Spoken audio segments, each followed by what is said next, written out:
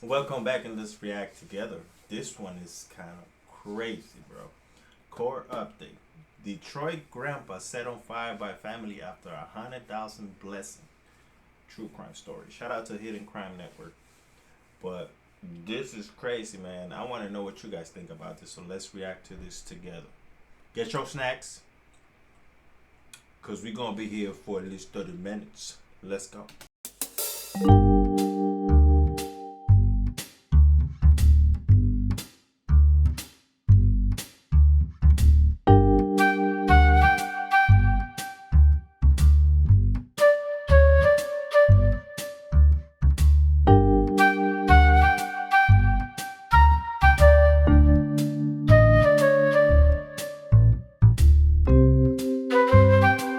I got $100,000 for you.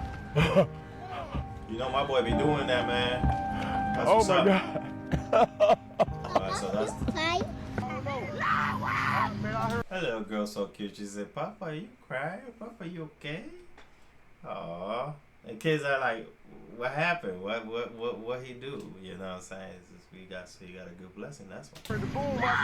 Life changing money. That's what that is. Well, tonight on The Edge, a feel-good story turns real ugly after a Detroit man is gifted $100,000 from a famous YouTuber. Yeah. The Detroit man claimed that he was kidnapped and nearly killed. He was kidnapped and nearly killed. September 1st, 2025, Detroit. Early morning, a GMC Yukon Denali explodes into flames on the 18,000 block of Mount Elliott. Inside, a man is screaming, hands tied behind his back, feet bound together, left to burn alive. Neighbors hear the explosion, then the screams. They run toward the fire and pull him out. Right? He's naked, his clothes burned off, bleeding from his head, skin charred, barely conscious. But here's what makes this crazier. 1 week earlier, this same man was crying tears of joy on camera, holding $100,000 in cash. A viral TikTok star had just blessed him for being kind. Millions of people watched, millions celebrated. So how does a man go from viral blessing to burning alive in 7 days? And who would do this to him? Investigators say the people who tied Curtis Dixon up and lit him up weren't strangers. They were family, the people he loved. And then this. Why? This is one of the worst evil betrayal I have covered. And by Money changes, bro. Changes people, bro. You gotta understand it. If it was really his family who did this, I'm hearing this now, right? Y'all probably heard about this already. This is 2025. I think it says September 1st. So, hey, man, you gotta understand. They probably didn't care much about Gramps, you know what I'm saying? Like, they were like, hey, take care of the kids, whatever, this and that. And probably he always tried to help as best as he could. But then when he got that blessing, it was on video and all that. Bro, you would think they would be happy for him, but man, sometimes the worst people is the people in your own family, man. They become the biggest haters, and they'll be the first ones to try to take you out or demand something from you. You know what I'm saying? by the end, you will learn how one act of kindness and one viral moment can turn deadly. Remember to like, share, and let me know in the comments if you have witnessed such evil. You're watching Hidden Crime Network. I got you a brand new everywhere, bro. Don't Shout do out that. to Hidden Crime. Don't do that. Don't do that. Curtis Dixon was a 60-year-old grandfather living in Detroit, married 13 years. Life wasn't easy, money was tight. And if you know anything about Detroit, you know that struggle is real for a lot of people there. This is a city that's been through economic collapse, job loss, entire neighborhoods gutted. People work hard and still can't keep the lights on. Curtis was one of them. August 20th, 2025, his electricity got shut off. No lights, no power, nothing. Curtis sat in that dark house and made a painful decision. He was going to pawn his wedding ring just to pay the light bill. The next day, he walked into American Jewelry and Loan with that ring in his pocket. But outside the shop, something happened. A man was on the ground, struggling to stand.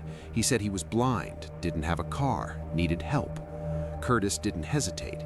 He helped him up and went to find security for him. The man asked Curtis why he stopped. Curtis said, "Because God told me to help you." The man's name was Zach. He asked Curtis if he had some water or maybe a couple dollars. Curtis was honest with him. "I'll have a couple bucks when I come out. I'm pawning my wedding ring right now. My lights got shut off yesterday." Curtis went inside, pawned his ring, got $140. That's it. 13 years of marriage, $140. But he still came back outside and gave Zach money. Zach looked at him. "Why are you giving me money? You don't even know me." Curtis said, "It's something God built in me. I don't have to know you." Then Zach asked Curtis to help him stand one more time. Curtis reached out, and that's when Zach said something that changed everything. "I'm not blind." Curtis was confused. Zach told him he'd been looking for the first kind person who would stop and help. Curtis was that person. Excuse me, sir. Can you help me stand up? Excuse me, sir. Could you help me? All right, sorry about that. Hey, sir. Hello? Could you help me stand up by any chance? Help you stand up? Yeah. Sure. Thank you, bro. Ready? Yeah, 1, 2. Bless you, sir. Thank you. You okay? I'm okay, thank you. Sure? Yeah, I'm good. Did you fall? Yeah. Do you need help? Where's your car at? I don't have a car, I'm blind. Hold on, stay right here. I'm gonna get you some help. God told me to help you. What's your name? My name is Curtis. I'm Zach, man. Nice to meet you. Man, I feel bad and emotional already because of we know that he got burned. I hope he alive, you know. I hope he didn't die, but that he got burned, you know what I'm saying, because of how he tried to repay him for his kindness, right? Because that's what he does. He looks for people to try to be that are kind, put them to the test, right? And then he blessed them, you know what I'm saying, with some life-changing money. Or I think one time he even gave a lady a house because she was homeless with her 2 kids. No, it's some pretty nice, touching, you know what I'm saying, moments and things. But right now it's just getting to me because, like, bro, like how things unfold and it's just crazy. Brother. You're the first person in 3 hours to help me, man. Thank you. You're welcome. Can you take this? What? I don't want to take your money, man. No. Curtis. I'm not blind. How many fingers I got? 2. He wanted to make sure. He's having to make a second. What's going on? Right there, Zach handed Curtis $1,000 cash. Curtis couldn't believe it, but Zach wasn't done. He told Curtis, "I have $100,000 for you." Curtis broke down crying. They called his family. His grandkids came running. Everyone was in tears. Curtis held those babies close, couldn't stop shaking. Then more came. Another $5,000 in cash for his light bill, enough to cover the rest of the year. American Jewelry and Loan gave him a $2,500 check, and then the biggest shock, a brand new GMC Yukon Denali sitting outside waiting for him. Hey, here. You pay your light bill? Yes. The light's all good now? Lights are good now. Good. Then my brakes went out on the car. How old's your car? 2011. Car show won't cover me now. You take these babies in the car with you all the time? All the time. And do you take care of them? Yes. Yes. You guys raise them? We raised them. You know what? I wouldn't trade this for the world. I wouldn't trade it for the world. I wanted to come here and help you with your light bill for the rest of the year. Oh my God. I got $5,000 cash for you. Oh my God. This part is good. It's nice. It's hopeful. And the kind of video that makes you believe people still care. But the internet doesn't only reward kindness, it also exposes it. Which should be a good thing, except when the evil and wicked ones are watching. This suckers, bro. Man. What is this about? So who is Zach, and what's all this about? His real name is Zachary Daranowski. Online, he goes by MD Motivator. Over 20 million followers across TikTok, YouTube, and Instagram. But he's not just another influencer chasing clout. Zach is a mental health advocate and philanthropist whose whole mission is about spreading kindness through vulnerable, real connections with strangers. His approach? Vulnerability equals relatability equals empowerment. He looks for people facing real hardship, homelessness, financial crisis, personal struggles, and gives them immediate, life-changing support. He's been open about his own battles with mental health, including a suicide attempt, and he uses that pain to encourage others. His catchphrase is simple: be kind and love always. The video of Curtis getting that money went absolutely viral. Millions of people watched it. Then a GoFundMe got started. People from all over the world donated. In total, Curtis walked away with over $100,000, plus the car, plus all the extras. Curtis said it on camera. I keep asking him why. Because God told me to help you. I would do it for anybody. He was humble, grateful, emotional. For Curtis, this felt like a miracle. His lights were coming back on. No more financial stress, brand new car, family taken care of.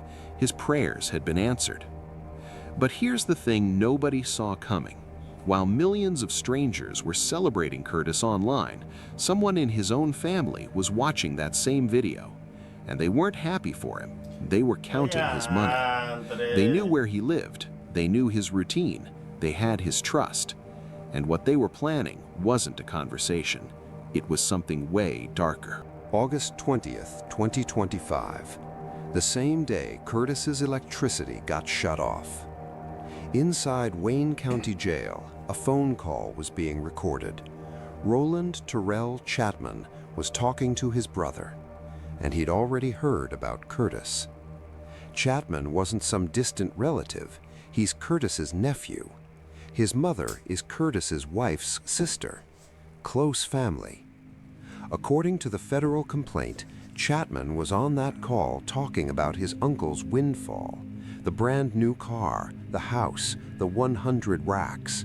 And then he said something that would later be used against him in court. I said that man better not make me turn a hustle.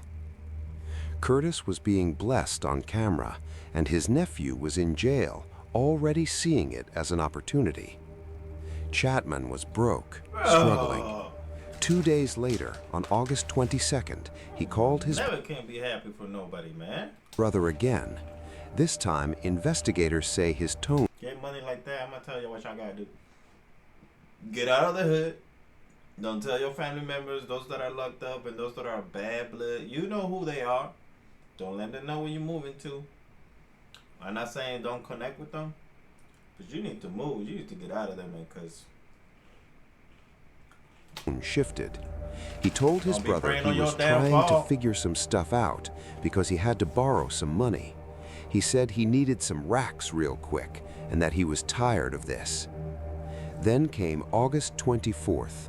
Federal investigators say this call was different. It wasn't just Chapman and his brother. It was a three-way conversation. Chapman, his brother, and their mother were all on the line. According to the recorded call, Chapman's brother said, "Twin, it's time to come out of retirement, baby." Chapman responded, "Hey man, I can get a couple portions of those dollars." The target was clear: Curtis. According to court documents, Chapman worked with 4 others to carry out the plan. Danikia Stroman, who investigators believe may also be related to Curtis. Iesha Ann Stroman, married to Danikia. Laika Doreen Lopez Martinez, who would play the role of luring Curtis into the trap. And Kenneth Paul Anderson. 5 people, all willing to go after a 60-year-old man who'd just been rewarded for helping a stranger. Federal prosecutors say they coordinated everything over those recorded jail calls. Chapman thought the coded language would protect him. He had no idea those recordings would become the most damaging evidence in the case. Why couldn't he just be like, hey man, leave him alone. Let's not do anything. When we come out, I'm gonna talk to Gramps, you know what I'm saying, see if or Unc, and see if he could, you know what I'm saying, like help me work for him or figure it out, you know what I'm saying, so I could make some money too and stuff like that. or see what he got going on, because he might invest that on something, and just help out, bro. Like, guys, families are supposed to be united and grow together, bro, and help each other out and have each other's back. And not distortion, bro, and not trying to like backdoor each other and stuff like that, bro. That's wild. That's a messed up mentality, bro. Just because they want to be up real quick. Talking about a stack, couple G. September Double G, 1st, triple G. 2025, around 4 in the morning, Curtis Dixon's life was about to change again, but this time for the worst. Before we go further, you need to know something. According to some news reports, parts of what happened that morning don't perfectly line up. Curtis's account to investigators, what his wife told police, the timeline, some details are still being sorted out in court. But here's what federal prosecutors have documented so far. In the court complaint, Curtis is referred to as Victim 1. His wife is Victim 2. That morning, Victim 2 woke up around 4 a.m. and realized Curtis wasn't home. She tried calling him, no answer. She waited.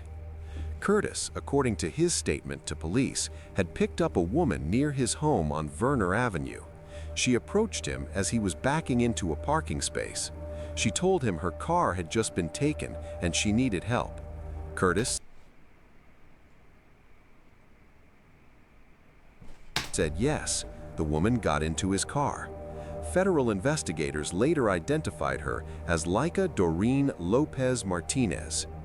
Curtis drove her to the east side of Detroit near Filer Avenue. She used GPS to tell him where to turn. He parked on Filer. That's when more people appeared. Federal court documents say additional suspects came out and held Curtis at gunpoint. They bound his hands and feet, placed a shirt over his head so he couldn't see. Then they started threatening him. They told him they would kill his wife if he didn't cooperate. They threw him into the back of his own GMC Yukon Denali. They took his phone, his house keys, his Bank of America card, possibly his Cash App card. For hours, Curtis was driven all over Detroit, bound, blindfolded, terrified. He told investigators he believed a white Honda or Mazda was following his Yukon the entire time. The suspects forced Curtis to give him his bank card PIN numbers. They drove him to multiple ATMs across the city. ATM surveillance footage captured one of the suspects, later identified as Lopez Martinez. But hold on, there's a limit to how much money you could take out, right? So they wouldn't be able to take the whole... Driving Curtis's black Yukon and withdrawing $1,000 from a Bank of America ATM on Gratiot Avenue around 5:45 a.m. Curtis was still tied up in the back. According to the federal complaint, after hitting the ATMs, they drove Curtis back to his own home on Verner Highway. This is where things get murky in the timeline, but here's what the court documents say happened. Around 5 a.m., Victim 2 was still at the apartment. Two people wearing masks and holding handguns entered, a male and a woman. They asked her, "Where is the money?" The male suspect grabbed a safe. The female held Victim 2 at gunpoint. They tied her hands and feet. Then they fled with the safe. Victim 2 was able to get free and made it to a neighbor's apartment where police were called. Meanwhile, Curtis was still bound in the vehicle outside or nearby during this home invasion. He could hear things happening, but couldn't do anything to stop it. Once the suspects had the safe, Curtis was no longer useful to them. According to the federal complaint, they drove him 15 miles away to the east side of Detroit, the 18,000 block of Mount Elliott, an empty field, no houses nearby, no witnesses. They left Curtis tied up inside his own SUV. Then they poured gasoline on it, and they set it on fire, with Curtis still inside. The vehicle exploded into flames. Curtis screamed for help. The suspects left, thinking he would burn alive, thinking no one would find him in time. But a neighbor named Barry Smith heard the explosion around 6:25 a.m. Then he heard screaming. Other neighbors ran outside. They saw the SUV engulfed in flames. They saw Curtis on the ground near the vehicle, still tied up. The Detroit Fire Department arrived and found Curtis bound feet away from the burning Yukon. The neighbors had already pulled him out. He was freed from the restraints and rushed to the hospital. By this time, police had already responded to victim 2's call from the neighbor's apartment. She told them everything: the masks, the guns, the safe, the terror. Curtis survived. Somehow, despite being kidnapped, robbed, driven around for hours, and set on fire, his injuries weren't life-threatening. Barry Smith called it a miracle. Thank God he's okay. He's blessed, because this would have been a major crime scene. But the people who did this thought Curtis was dead. And according to recorded jail calls federal investigators would later review, they were already bragging about it. Well, tonight on The Edge, a feel-good story turns real ugly after a Detroit man is gifted $100,000 from a famous YouTuber. The Detroit man claimed that he was kidnapped and nearly killed. It's a story Fox News' Jessica Dupnack has been following it and joins us now live with an update. Jessica, take us through this because there are some layers. Yeah, for the last week or so, we've been working to connect these stories. The first one, as you mentioned, surrounds a guy named Curtis Dixon, a 60-year-old from here in Detroit. He did a good deed. A famous YouTuber gave him $100,000. Then about a week and a half later, another story you saw on Fox 2. He is connected to that. Curtis, allegedly the victim of a pretty unbelievable crime spree. My life just changed overnight. 1 minute, 60-year-old Curtis Dixon was receiving $100,000 for a good deed. We need more people like Curtis in this world. A week and a half later, last Monday, witnesses say Dixon was hogtied in his burned-out SUV on Detroit's east side. I woke up, I'm like, what's going on? He survived. Sources say there are some inconsistencies in Dixon's story, but he claims he met someone in the area of Mount Elliott in Nevada. From there, he was kidnapped, driven to ATMs to pull out money, then beaten, tied up, and his car set ablaze. Detroit police responded to both scenes within minutes. Curtis was rushed to the hospital. His wife was safe at the neighbor's apartment, giving her statement. But this case was bigger than a simple robbery. This was arson, kidnapping, extortion, attempted murder, the kind of case that goes federal. The Bureau of Alcohol, Tobacco, Firearms, and Explosives, the ATF, took over the investigation. Right away, investigators noticed something. Curtis wasn't telling them everything. He was holding back details, protecting someone maybe, or maybe he just couldn't believe what had happened to him. But here's the thing about federal investigations. They don't need the victim to cooperate. They just need evidence. And the evidence was everywhere. Cell phone data. Every suspect had their phone on them during the attack. The ATF tracked their locations throughout the entire day. They could see exactly where each person was, minute by minute. ATM surveillance. When the suspects forced Curtis to withdraw money, bank cameras caught their faces. Clear footage. Lopez Martinez was captured on camera driving Curtis's black Yukon and making withdrawals. No masks, no disguises. Gas station footage. The suspect stopped for gas while driving Curtis around. More cameras, more footage. Bank records. Every withdrawal Curtis made that day was documented. The ATF could track exactly how much was taken and when. But the most damaging evidence? The jail calls. Remember, Roland Terrell Chapman was still locked up in Wayne County Jail when the attack happened, and Wayne County records every single phone call. On September 1st, the same day Curtis was set on fire, Chapman called his brother. According to the federal complaint, Chapman said, "They done got the old man. Somebody got that man, bro. They caught him with his pants down." His brother was shocked. He asked if they really kidnapped Curtis for money he didn't even have yet. Chapman laughed. He said they got him for something light. He wasn't upset. He wasn't worried. He was bragging. Chapman gave his brother details about the kidnapping. He knew exactly what happened because he had planned it from inside that jail cell. 5 days later, on September 6th, Chapman called his brother again. It wasn't even for the whole $100,000 or nothing like that. It was for some other money that he already had. So the $100,000 wasn't even in the account yet. They wily, bro. This time, he started naming names. And the thing is a joke, he mentioned Daniquia Stroman. He mentioned Laika Doreen Lopez Martinez. He was connecting the dots for investigators without even knowing it. Then his brother said something chilling. According to the recorded call, he said he better get right or it could be another episode. Chapman agreed. He told his brother, "I told Mama those young people gonna get on him again." Even after leaving Curtis to burn alive, they weren't done with him. They wanted more. Serious? And they were already planning the next move.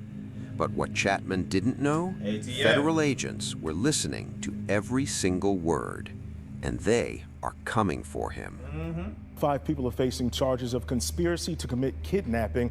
They appeared in court this morning. Investigators say they are among the accused, and they are some of the victims' own family members. I should let you know we've chosen to blur the victim's face since this is an ongoing investigation.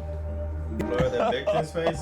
That same video, according to court documents, had agents with the ATF Blur using the it as kids, part of bro, their not probe the into the kidnapping, beating, and an alleged plot to steal a large sum of money from the Detroiter many called a Good Samaritan. This is all shocking. Like, this is all shocking news for me right now. After finding the man's SUV torched on Labor Day, the ATF is now naming 5 suspects in the alleged plot to kidnap, abduct, and hold the man and his wife for cash. Roland Terrell Chapman, the victim's nephew, Laika Lopez Martinez, Aisha Ann Stroman, Daniquia Janice Stroman, who investigators say may also be a relative, and Kenneth Paul Anderson. To find out that his own family got something to do with that, that's heartbreaking, man. September. You would think a stranger, right? You would think a friend. You would think a neighbor would be the one that be doing some shady stuff like that. But no. Guess what? It's the family. And then it was orchestrated by that punk that was already locked up. That means if they ever let that dude like out of prison, or if he was going to come out of prison in a few months, he was going to go back over there again because he was going to do the same stupid stuff he was doing. That mindset not changing, bro. Prison is for bad people, people who make mistakes, right? The point of prison is for you to learn from your mistakes so you never go back in there again. Not for you to keep going back and back and back and back till you die or stay there for the rest of your life. Stupid. September 25th, 2025, less than a month after the attack, federal agents moved in. The ATF executed search warrants at multiple locations tied to the suspects. They recovered drugs, guns, and items from Curtis's stolen safe. All 5 suspects were arrested and charged in the United States District Court for the Eastern District of Michigan. Roland Terrell Chapman, Curtis's nephew, the mastermind who orchestrated everything from inside. My boy like me over here, bro. He watching videos and he's snacking, bro. Inside Wayne County Jail. Big old bite. Daniquia Janice Stroman. Investigators believe she may also be related to Curtis. Aisha Ann Stroman, married to Daniquia. Laika Doreen Lopez Martinez, the woman who lured Curtis into the trap. Kenneth Paul Anderson, another member of the crew. The federal complaint was 27 pages long. It detailed every jail call, every ATM withdrawal, every movement tracked by cell phone data, every piece of surveillance footage. The charges were serious: conspiracy to commit kidnapping, interference with commerce by threats or violence, use of fire to commit a federal felony. All 5 suspects are facing decades in federal prison. Curtis survived. His wife survived. The people who tried to murder them are now in federal custody. But the damage was already done. I wouldn't still trust, man. Curtis, move your butt out of there. I hope you move your butt out of there, bro. And your family, all right? Your wife, that's it, like, and the kids, right? Like, nobody else, bro. Nobody else. Curtis's own nephew, his family, had tried to kill him over money that was supposed to be a blessing. As of early 2026, the case is still moving through federal court. No trial date has been set yet, but the evidence against a second blessing in disguise in this is he know who his family really is. So if he didn't know if he could trust his family or not, or he was trusting his family, now he know they're the devil. They're his downfall. They're the ones that try to kill him. So, and I believe that's the reason why they try to kill him in the first place, because he recognized their voices and he knew. Is overwhelming. And Curtis, he's still trying to figure out how to live with what his family did to him. Since what happened previously with Curtis and his identity and his location, I wanted to make sure that we didn't film at his house or anywhere near where he currently resides. Hopefully, this conversation can ease each of our minds with Curtis's well-being, his family's safety and health, and his future. So let's call Curtis.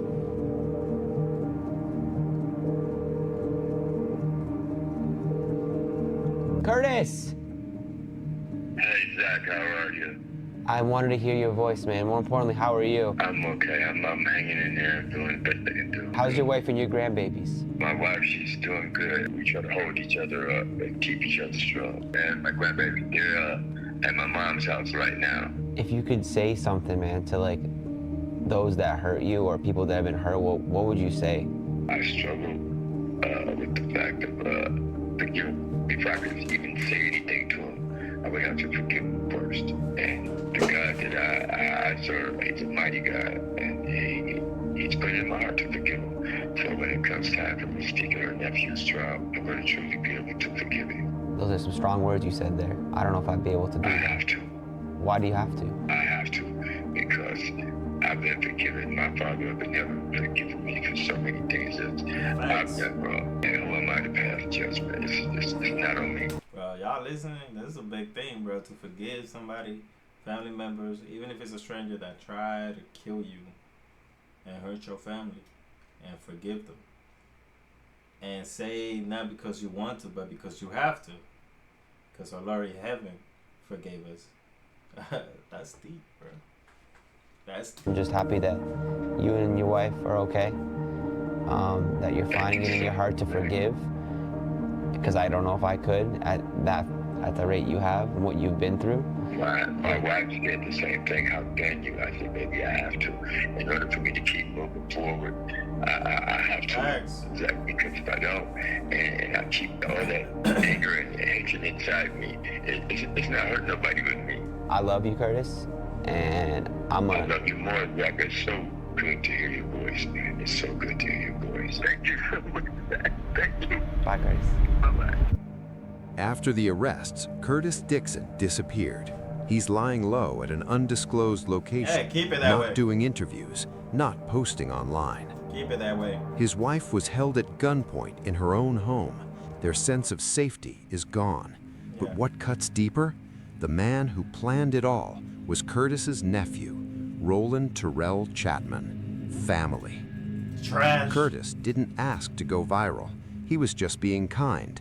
But the moment that video hit, millions knew his name and that he had $100,000. Some celebrated, others calculated, and his own family tried to burn him alive. Here's the wild part. Curtis is alive because strangers pulled him from that fire. The same kindness that got him blessed is the same kindness that saved his life. Strangers helped Curtis, but his family tried to kill him. So what's the lesson? Trash. It's not to stop being kind. It's to be smart about who knows your business. Social media fame can change your life, but it can also put a target on your back. If you come into money, protect it. Don't broadcast everything. Watch who you trust when dollar signs show up.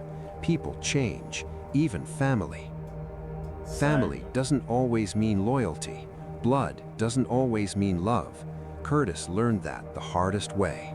One act of kindness changed his life twice, once for the better, once almost for the worse. Curtis walked into that pawn shop broke and desperate, walked out $100,000 richer. A week later, he almost didn't walk out of that burning SUV. For real. Curtis survived.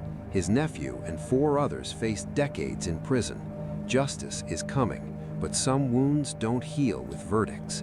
Trust broken by family doesn't come back. Curtis is still recovering, and he'll carry this the rest of his life. You gotta understand, bro. That's his nephew that planned all that, bro. Can you imagine like the times he probably like changed his nephew's pamper, you know, gave him words of advice or babysit him? You know, that's a lot of things, bro. And then to know that bro really wanted to kill me over some money. That's the real cost of going viral when the wrong people are watching. Let me know in comments, have you ever had someone close turn on you when things got better? Do you think this could have been prevented? If this story hit different, please subscribe. Yeah, could have been prevented. Man. Disappear as soon as possible. Bam! But he wasn't thinking of that. He's a nice person. Seems to be a nice dude. He was thinking of helping and stuff like that. Now, I'm not going to say he picked up that lady, right? I'm assuming it was to help her out because her car broke down, like she said, right? And it wasn't no evil intention in that. But regardless of that, bro, the time is wild, bro. Look at the time that it was. And when his wife woke up, I think it was like 2 a.m. and he wasn't home and stuff like that. And that's when she got concerned. But, bro, regardless of all that, it's just evil to know that it came from the family itself, bro. You would expect that from a stranger, and sometimes a stranger would treat you so much better and we respect than your own family members, man. And that's real, man. I hope you guys enjoyed this as much as I did, and we learned something from all this. And when you come around some money, don't tell nobody. You don't need to tell nobody. Just keep it to yourself, you know what I'm saying? And the family doesn't need to know. Never tell anybody how much you got in your bank account. I think that's the biggest thing. And if you look like you got money because you dress well, you walk around, you got a nice house, got nice cars, then just know and keep that in mind to move very smart and take smart decisions. And before you get home, make sure there's nobody behind you and stuff like that, or live in a gated community, whatever it is, right? Just make some better decisions and watch carefully who you letting close by you, okay? Because as we see here, the family could be the biggest problem. Love you guys. Till next time, like, subscribe, and comment below what you think about this video and this situation. Shout out to Hidden Crack Network. Till next time. Yo!